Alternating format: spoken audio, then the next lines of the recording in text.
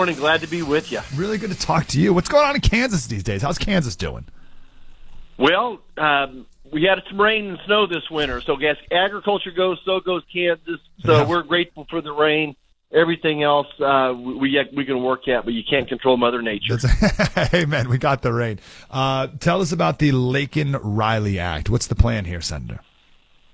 Well, we had this Laken-Riley Act on the floor just yesterday on the Senate floor, and the Democrats rejected it. It had passed the House. I don't have to tell your listeners about the murder of Laken-Riley by a person that Joe Biden paroled. Joe Biden has paroled over 2 million people since he got to office.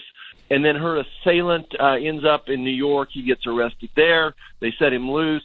He gets to Georgia. They have a shoplifting warrant out on him as well.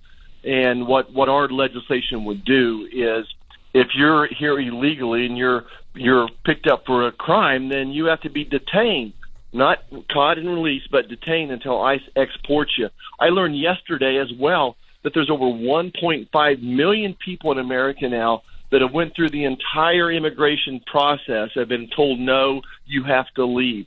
So 1.5 million people on top of the millions of gotaways, millions of parolees. And then this is what happens. Laken-Riley brutally murdered, and it's a sad day in America. I'd say. Border Patrol released numbers from fiscal year 2023. It was something like 335,000 Venezuelan encounters, illegal immigrant Venezuelans, and just about 800 were deported. So it's 0.25% were deported.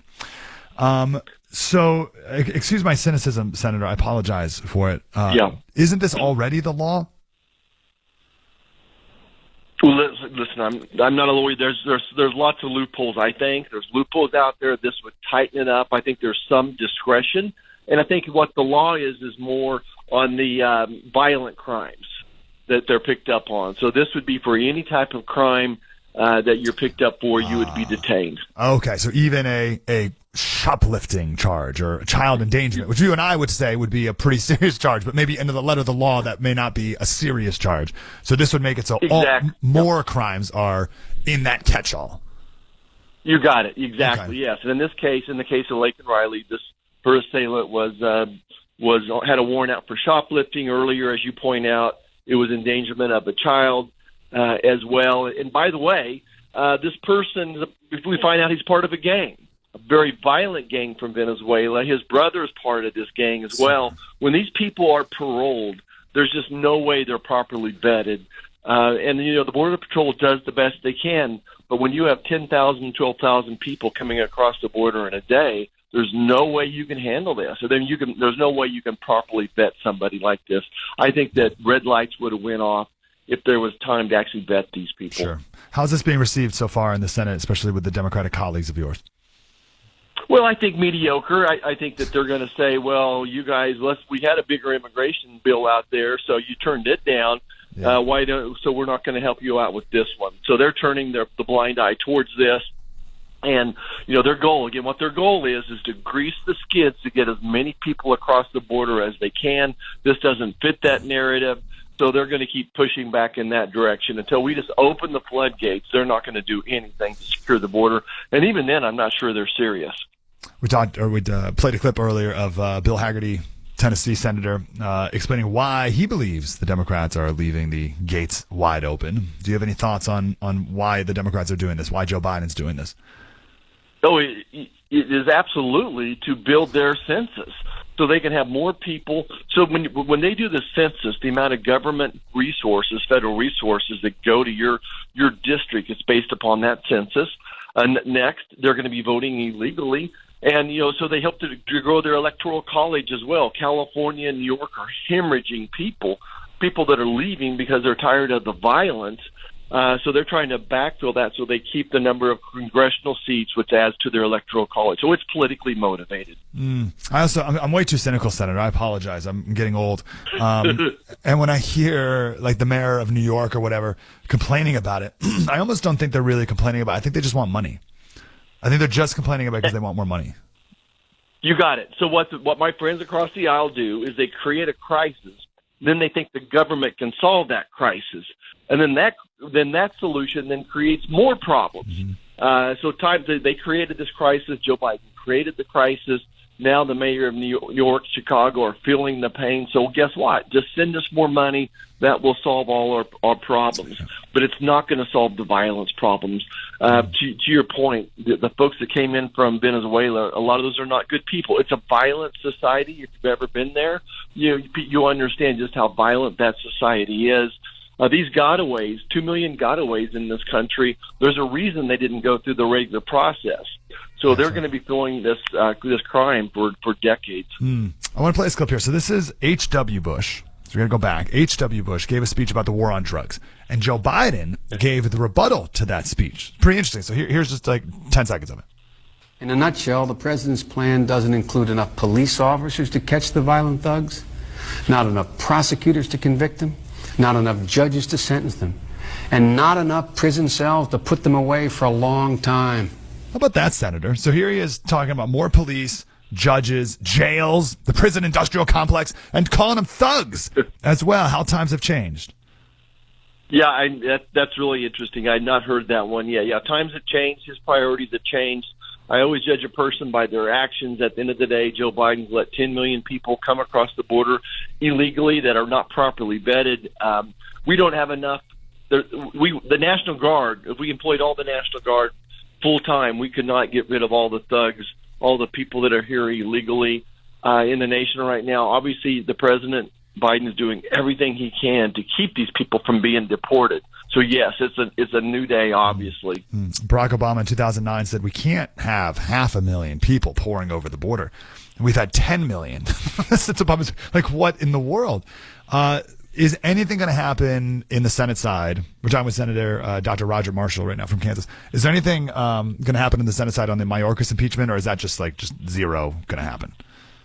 Well, we'll see. Of course, Chuck Schumer is planning on tabling it. I mean, literally going through a motion to table it, which has never been done with an impeachment procedure before. The Senate has taken on each and every one of those. Yeah. They certainly do not want this trial, this impeachment trial on the American press every night, leading the way as well. The main issue.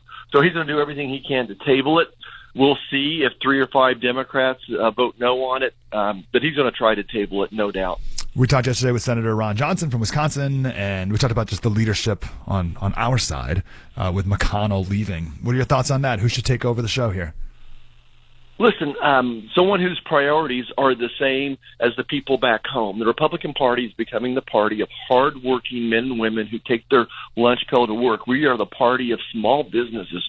Union workers are looking for a home as well, and there's room for them in R10 as well. So it's got to be someone who identifies those American first priorities, and I'm waiting to see who that person is. There's qualified people, but I want to know what your priorities are, so I'm still looking. We kicked off the show with that, actually. Some numbers here that Biden won the non-white vote by 50 points in 2020. And now the latest New York poll has Biden only up by 12.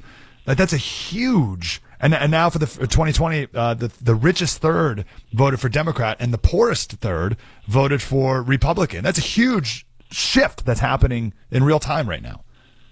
Yeah, we work really hard out in the streets and getting to know people and keeping our fingers on the pulse. Last October, we said the number one issue was going to be the southern borders be the number one issue. Number 2 issue back home right now is constitutional rights. People are afraid of your constitutional rights.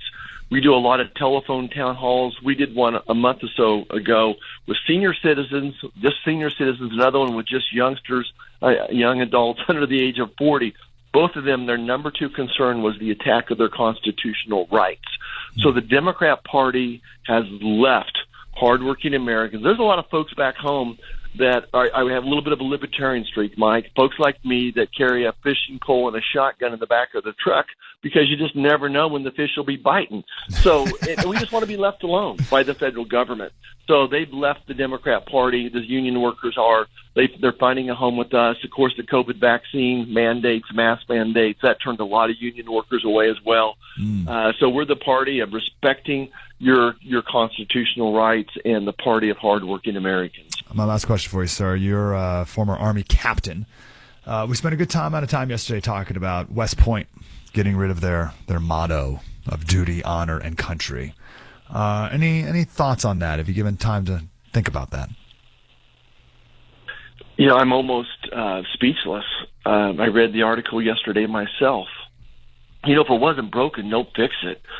West Point, that's a hollowed ground, and I'm just in shock. I wish they would be focused more on training men and women to fight our nation's battles than they are about rewriting history and rewriting what the mantra should be. I believe that was General Bradley that gave us that model. That was his famous speech at West Point. Is that right? MacArthur. MacArthur, okay. Yeah, forgive me. I was a medical student, not a history buff. But, it's almost a slap, in the face of him as well. And it probably was during Eisenhower, when Eisenhower was president, or on his way to becoming president. So I need to go back and see, exactly the history of that, when they changed it. And, but what a metaphor. Today. What a metaphor for just our country, where we are, tearing it all down, rewriting it all. What a shame. You just changed my mood for the rest of the day. I'll be driving by. Actually, I'll be in Abilene this afternoon, where, of course, Ike was raised. And boy, if your listeners ever get a chance to stop at the Eisenhower Museum, oh, nice, Presidential Library, it's one of the best. I think it's the best. I've seen most of them. There's nothing better. So no way. Story of the five-star general. Yeah. Well, we actually played a clip of him earlier in the show. Let's talk more about him next time, and then also in the meantime, we'll think about fishing, because if the fish are biting, come on now, let's get out there. Roger, you bet. You're about a month away, I think. A month away, the crappie might be biting this weekend. My dad and I may just go test it. Beautiful. Dr. Roger Marshall, Senator from Kansas. Good to talk to you, Senator. Mike, thank you so much. Bye-bye. Appreciate you. 866-95-PATRIOT. We'll wrap up the